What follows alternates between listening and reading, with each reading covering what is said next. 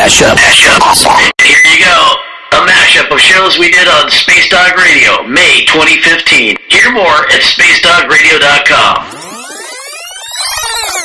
From someplace over Kathmandu, Nepal, this is the Space Dog Radio Show. I'm the Space Dog. Thank you for tuning in. A 7.8 magnitude earthquake hits Nepal. And to date, the death toll is at 7,500 and rising. Help is streaming in from all around the world, and to some, that help comes from pedal power. Nepal's biggest disaster since 1934 is being helped with a group of mountain bikers getting supplies to those in need the only way possible at times, by mountain bike. Nepal Cyclists to the Rescue is a group that is fanning out in places only bicycles can go because roads are covered with debris or vehicles are just not able to help. From someplace over Wellington, New Zealand, this is the Space Dog Radio Show. I'm the Space Dog. Thank you for tuning in. Well, another important topic we've got to cover is the TPP, the Trans-Pacific Partnership, which started, of all places, in Wellington, New Zealand back in 2005. Why such a unassuming and peaceful place as Wellington, New Zealand, to start what could be the financial Cold War for decades, you may ask? Exactly. No one would ever assume such a peaceful place could be the birthplace of an international agreement which could kill jobs globally, empower foreign countries to rule other countries, and to tilt wealth in the wrong direction. From someplace over Nanjing, China, this is the Space Dog Radio Show. From someplace over Honolulu, Hawaii, USA, this is the Space Dog Radio Show. Well, the Solar Impulse 2 has lifted off from China and is headed to Hawaii just hours ago. Pilot Andre Borsberg tweeted out minutes ago, quote, exploring how to sleep in a cockpit that is building up trust in the behavior of the airplane, end of quote. You can catch this epic adventure on solarimpulse.com. I wanted to mention that before I forget.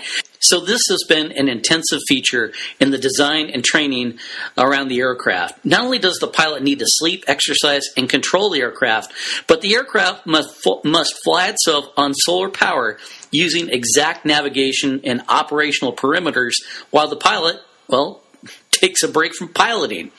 We're about 12 hours into what will be a 130-hour flight, obviously crossing 5,079 miles across the Pacific Ocean using 17,248 solar cells in an aircraft that has a 236-foot wingspan with one pilot will not be easy.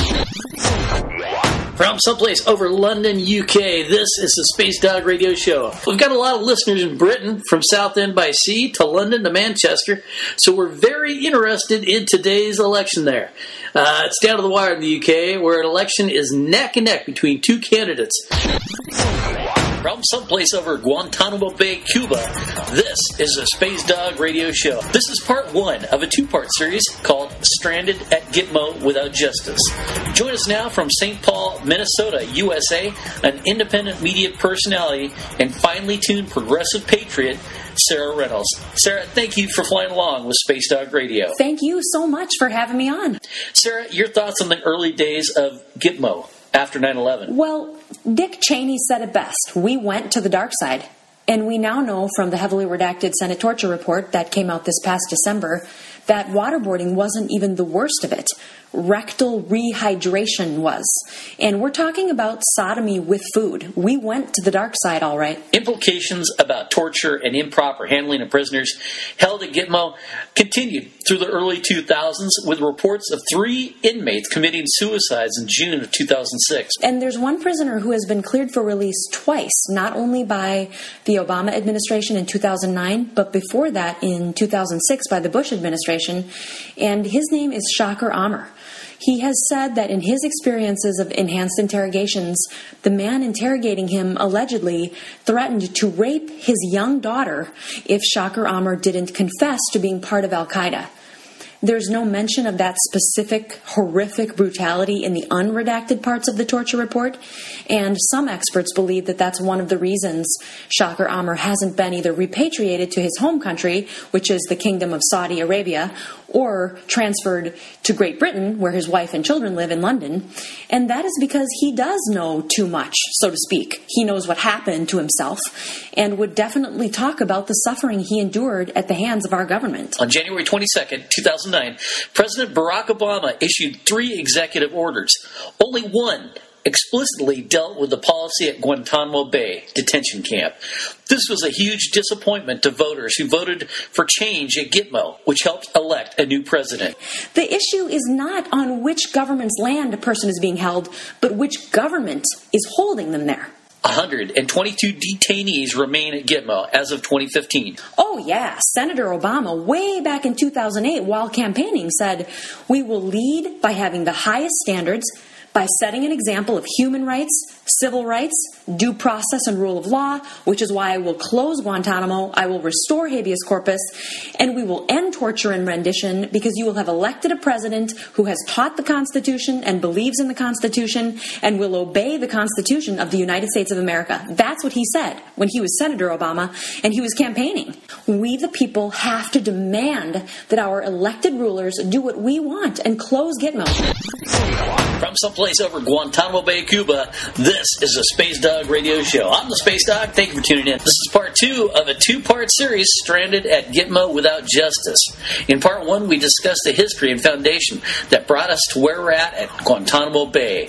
Now, in part 2, where we're at and where we want to go from Guantanamo Bay.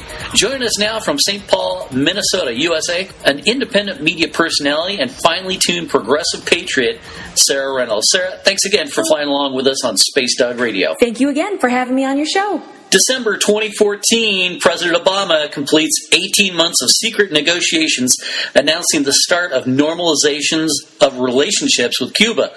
It all started with the release of American Alan Gross, who was jailed for years in Cuba, finally freed.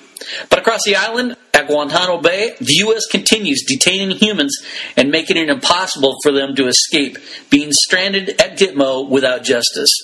In January of 2002, there were 779 Guantanamo Bay detainees. As of 2015, 122 detainees remain stranded at Gitmo with little hope of trial and some on hunger strike, who continue to be force-fed, which many call torture. Sarah, your thoughts? Force feeding absolutely is torture. The American Medical Association condemns it as a violation of core ethical values of the medical profession. And during the spring of 2013, when there were more hunger strikers than not, it was 103 of the 166 detainees who were refusing food to protest their indefinite detention at that time. It went as far as the UN's Human Rights Office. They made a statement that Gitmo force feeding is in fact torture and that yes, it does break international law. Mos Def even made a video of himself being force-fed in the same way as the Gitmo detainees and put it on YouTube to bring awareness to the general population of how brutal the process of being held down and restrained and violently force-fed really is. And one of the most vocal protesters of this inhumane treatment is Brandon Neely, who was a guard at Gitmo. And he's not just a former guard. He personally force-fed many of those detainees, so he knows. So when he tells you it's a horrible, horrific thing that he regrets participating in, you know it's bad. The structure of justice at Gitmo is more of a framework for injustice. Of the 122 still detained, 56 are cleared to leave, but still remain jailed. Why are they still there? That is a very interesting question, and at this point I have to wonder, is it part of a secondary round of psychological torture to tell these cleared detainees, oh yeah, we've cleared you for release, so any day you'll be free? Let's look at the economics of Gitmo. Even if you consider 122 so-called war criminals after 13 years at Gitmo, consider the cost of their detainment.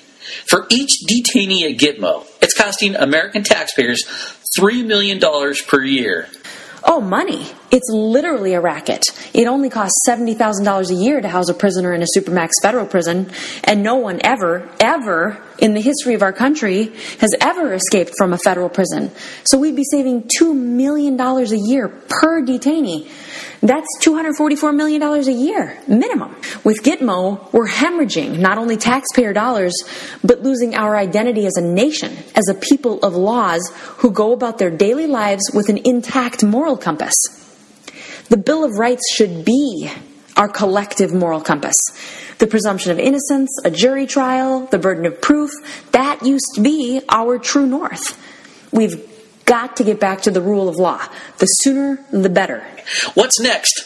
Appeals continue for detainees, but justice seems to be out of sight for those still stranded at Gitmo without justice.